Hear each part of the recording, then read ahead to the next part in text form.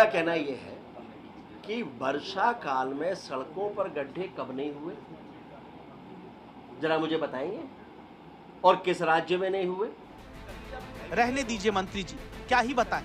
आपने तो पहली ही लाइन में सारी सड़क का सड़क और गड्ढा का गड्ढा अलग कर दिया, खुद को ही क्लीन चिट तक दे दी। जरा मुझे बताएंगे, और किस राज्य में नहीं हुए? और जिनको तकनीक की दृष्टि से सबसे बेहतर देश में आप मानते हैं, क्या वहां गड्ढे नहीं है? मैं इसीलिए कहता हूं कि नकारात्मकता का प्रचार बहुत आसान है, लेकिन चुनौतियों का सामना करते हुए जनता के अनुरूप उसको बना के रखना कठिन है।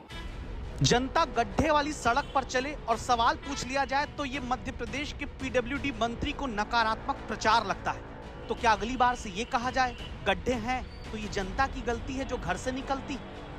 प्लीज अब मेरी बात सुन लें। आपकी बात का उत्तर मैं तब दूंगा जब मेरी बात पूरी हो जाएगी।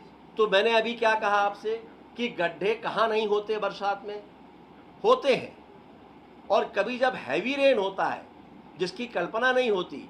तो अभी तो जरा राज्य मुझे बता सकते हैं आप लोग कि कौन सा ऐसा राज्य है जहां पर सड़कों पे अभी गड्ढे नहीं हुए? ओके, तो ये कहिए ना कि सब जगह होता है तो आप क्या ही कर पाएंगे। लेकिन ये बात तो चुनाव से पहले बतानी थी, क्योंकि चुनाव से पहले आप कहते रहे सड़क चमचमाती मिलेगी। अब सत्ता मिल गई तो कहते हैं सड़क है तो गड्ढा होगा ही। चुनाव से पहले कहते हैं विपक्ष के राज में सड़क खराब थी, और सत्ता मिलने के बाद कहते हैं किसके राज में सड़क खराब नहीं होती। ये तो बेईमानी हुई ना। चलिए एक बार फिर कोशिश करके बताइए, कहना क्या चाहते हैं? गड्ढे होने चाहिए या नहीं होने चाहिए? सड़कों की गुणवत्ता ऐसी ही होना चाहिए कि गड्ढे ना हो, लेकिन कभी हैवी रेन होता है, बारिश ज़्यादा होती है, ट्रैफिक जिसका अनुमान आप लगाते हैं, जिस वजन के व्हीकल वहाँ से गुजरेंगे जिसका अनुमान आप लगाते हैं, कई बार उससे कहीं ज़्यादा हैवी ट्रैफिक भी वहाँ से निकल जाता है, और जिसके कारण से नुकसान होता है। अरे फिर टोपी ट्रांसफर कर दी, कभी बारिश कभी हैवी व्हीकल। काहे नहीं मान लेते कि समय रहते सड़क निर्माण, देख रेख, गड्ढा भराई की जिम्मेदारी तय नहीं हो पा रही, इसीलिए सड़कें टूट जा रही। मैं ये नहीं कहता कि क्वालिटी हमेशा इतनी अच्छी होती है, नहीं होती है।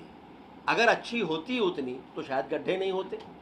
लेकिन इन्हीं चुनौतियों का सामना करने के लिए मध्य प्रदेश में ये बदलाव हम करने जा रहे हैं। उसमें औचक निरीक्षण से लेकर क्वालिटी तक शामिल है, और इसके साथ साथ समय समय पर हमारे इंजीनियर्स की ट्रेनिंग भी हो, वो अपडेट रहे तकनीक से, नए नए जो नवाचार हो रहे हैं उनसे वो अपडेट रहे।